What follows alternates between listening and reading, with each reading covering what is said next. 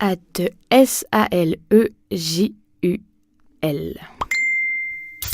Thread sur Marmiton, parce qu'il faut arrêter ce truc du diable, ça fait le jeu de l'extrême droite. Déjà, je tombe sur une recette de tartiflette. Initialement, il n'y a rien qui va, mais voici venu le fou du chicon. J'ai remplacé les pommes de terre par des endives, écrit un internaute. Ça n'a mais genre absolument aucun sens. Alors, pourquoi ne pas directement dire « je n'aime pas la tartiflette, du coup j'ai mangé des endives brisées ». C'était infâme, mais comme je n'aime pas la tartiflette et que c'est pas la saison des fraises, j'ai fait ça. Personne n'en a repris parce que ma femme m'a quitté il y a 3 ans. Après une recette de magret de canard au cèpe, j'avoue j'avais remplacé le canard par des bulots et les cèpes par rien. Arrive sur ces entrefaits une autre personne qui déteste visiblement la vie. Recette de carbonara avec de la crème, déjà c'est nawak. Je cite, j'ai remplacé les œufs par des tomates. Putain mais gros, pourquoi tu ne viens pas sous chaque recette dire directement que tu vas sur Marmiton pour savoir ce que tu ne vas pas manger. Tu vas sous une recette de tiramisu et tu prends ton courage à deux mains et tu dis je préfère le cassoulet. Ça ira beaucoup plus vite. Il y a aussi celui qui vient comme ça. Je mets une étoile parce que j'ai habilement substitué les biscuits par de la moutarde et le mascarpone par du potimarron. Malgré tout c'était ignoble, je déconseille la recette. Il y a aussi celui qui vient directement raconter ce qu'il a mangé à midi sous une recette totalement random mais qui note quand même 5 étoiles. J'ai fait du poisson pané, les enfants ont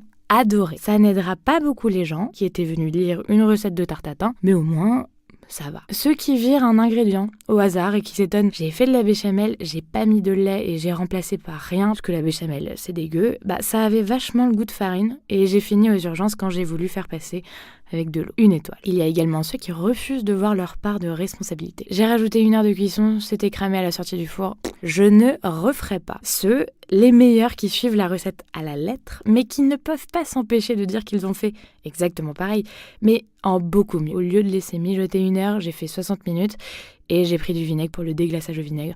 Franchement, c'était meilleur.